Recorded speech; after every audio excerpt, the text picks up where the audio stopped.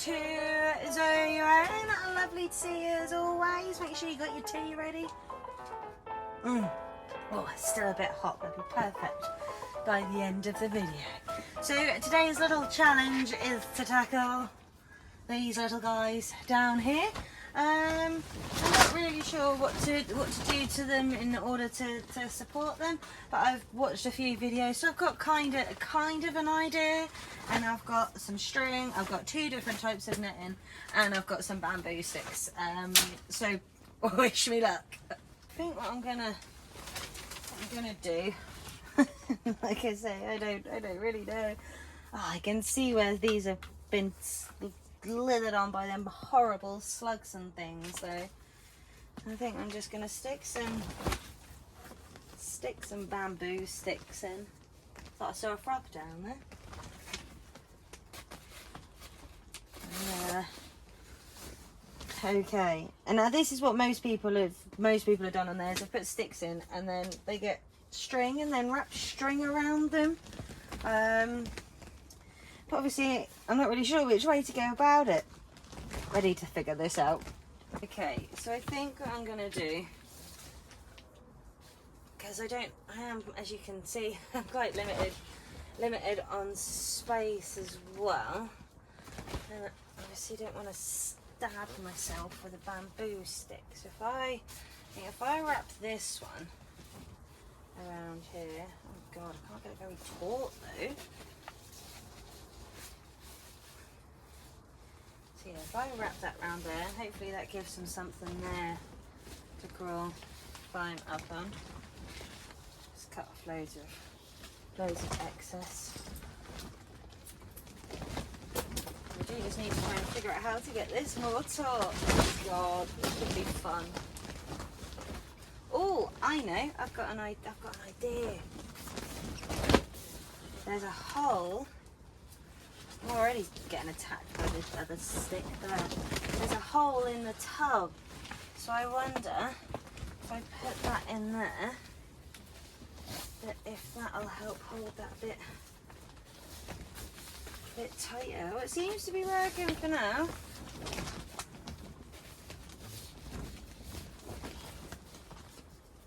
I mean, we'll just have to find out the hard way if this is any good. And if my sugar snappies like it. Okay, right, so that's that one done. And then I think I'm gonna put another stick in here, but again, I'll show you the little hole actually. So there's, oh, it's not so big on this side, but that's the hole that I put that one in there, look, to try and hold that a bit taut. Oh, but that stick's too fat. Unless I put that one in the compost there, and then unless I put this one in this hole here. Oh, it's too fat to go in there as well. Right, I can figure this out.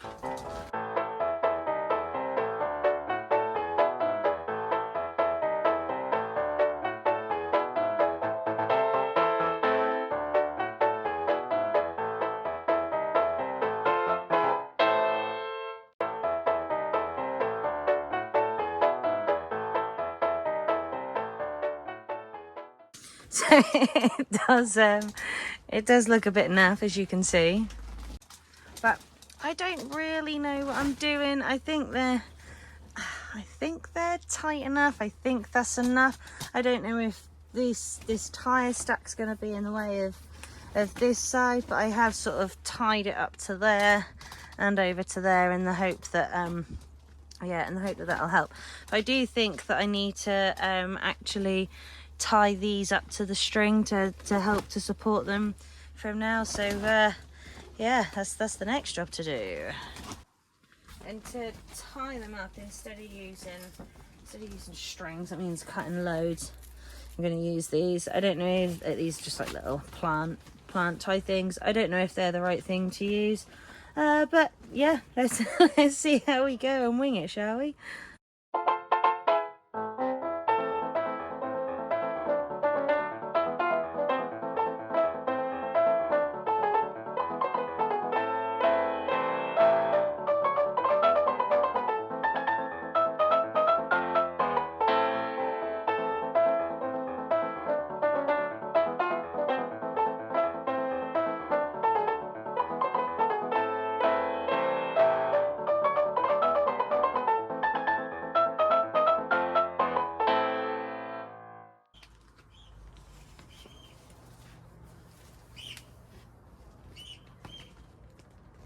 I don't know if you heard that, but if you did hear that squawking, that was a pair of oyster catchers flying over my garden. We've got a pair, a cheeky little pair at work. That's how I know. So much nature and wildlife around today that keeps distracting me. I need to get back to it. But this is the snap peas all tied up. It was a lot fiddlier than I first thought. But I have already got some things to consider for next year when I grow these, and that is I shouldn't have put them in the clumps of 3 when I put them in this big tub. I should have separated them a bit more because it would have been easier to have tied them up. Certainly tie them up when they're a bit smaller. I think the idea of the game is to actually tie them up when you plant them in. But I don't know if I've mentioned this, but I am just a beginner, so I am learning as I go. So that's another lesson noted. And location as well. I think I'm going to have to rethink where I keep this tub.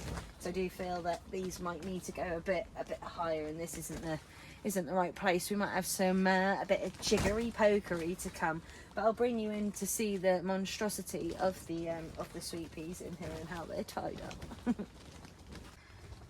Here you go. Here's the monstrosity of the peas. Are tied up.